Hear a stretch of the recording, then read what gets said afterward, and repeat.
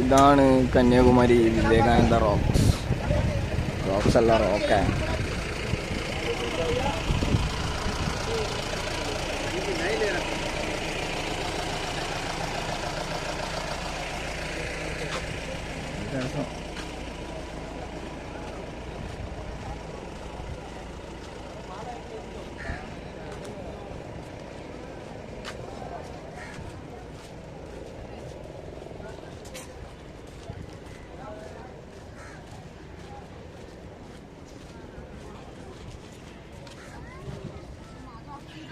ഈ ബോട്ടുകളാണ് യാത്രക്ക് ഇട്ടിരിക്കുന്നത്.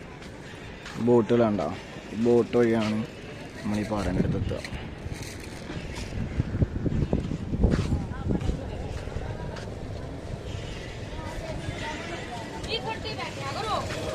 അതാണ് കന്യാകുമാരി പയർ. കന്യാകുമാരി കണ്ടിട്ടില്ലായിരുന്നു.